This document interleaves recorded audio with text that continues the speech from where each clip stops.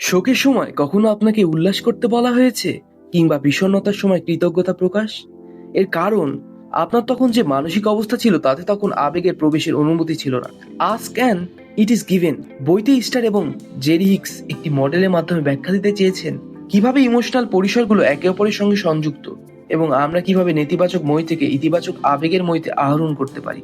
এই মডেলে দেখানো হয়েছে ডিপ্রেশন কিংবা অসহায়ত্বের অবস্থান মইয়ের একদম নিচে, যা ক্রমে রাগের দিকে ধাবিত হয়েছে। এর অর্থ, আপনি যখন বিষণ্ণতায় ভোগেন তখন আপনার ভেতরে ক্রোধ সৃষ্টি হলে বুঝতে হবে আবেগের মইতে আহরণ করছেন। আপনি যখন রেগে যান তখন বিষণ্ণতার চেয়ে অনেক বেশি শক্তি সঞ্চারিত হয় রাগের মাঝে। আপনার ভিতরে নেতিবাচক অনুভূতি সৃষ্টি হলে সেই সব আবেগের সন্ধান করুন যে শক্তি যোগাবে। ক্রোধের মধ্যে তথাকথিত নেতিবাচক আবেগ হতাশাজনক আবেগ কাটিয়ে উঠতে সাহায্য করবে। আপনি কি জানেন আপনি জীবনে অযথাই সব যন্ত্রণা সৃষ্টি করেন? যখনই কোনো চিন্তার মধ্যে আটকে ফেলেন নিজেকে, অথবা কোনো আবেগ আঁকড়ে ধরে রাখেন, যন্ত্রণা পোহাতে হয় আপনাকে, শারীরিক যন্ত্রণা। আর যখন যন্ত্রণা অনুভব করেন তখন আপনার প্রথম প্রতিক্রিয়া হয় কেন এটি ঘটলো, আর এই কাজ করতে গিয়ে নেতিবাচক চিন্তা তৈরি করে। ফলে মানসিক যন্ত্রণা সইতে হয় আপনাকে। যদি এমন হয় যে যন্ত্রণাটি আর গেলই না, যদি যন্ত্রণার কারণে আমি কোনো কাজ করতে না পারি, এইসব চিন্তা আপনাকে শুধু ভোগাবে, কোনো সমাধান এনে দেবে না। তবে উপরের চিন্তাগুলো মাথায় না রেখে ঠিকঠাক কাজ করে যেতে পারে। নেতিবাচক আবেগ কোনো সমস্যা নয়, সমস্যা হলো এমন আবেগের কারণে আপনাকে যে ভোগান্তি পোহাতে হয় সেটি। মানসিক ভোগান্তির আরেকটি উদাহরণ গড়িমসি বা কাজে ঢিল দেওয়া।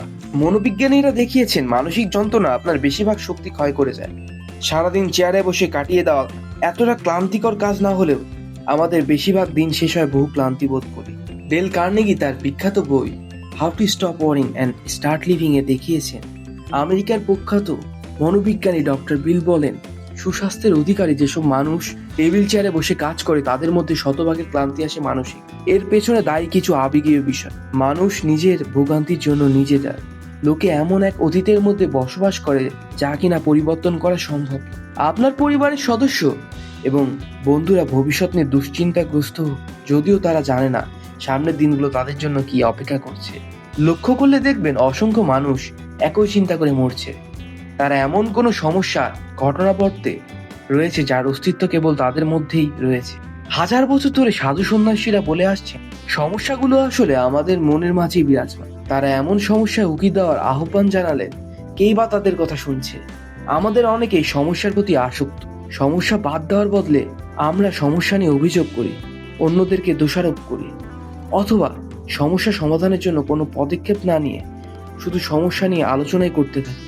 মানসিক এই যন্ত্রণা থেকে রেহাই পেতে হলে নেতিবাচকভাবে আমাদের আবেগগুলো ব্যাখ্যা থেকে বিরত থাকতে হবে। তো বন্ধুরা, কেমন লাগলো আজকের ভিডিওটি আপনাদের? অবশ্যই কমেন্ট বক্সে জানাবেন, এবং যারা চ্যানেলে নতুন প্লিজ সাবস্ক্রাইব করে আমাদের পাশে থাকবেন। দেখা হবে পরবর্তী ভিডিওতে। ধন্যবাদ।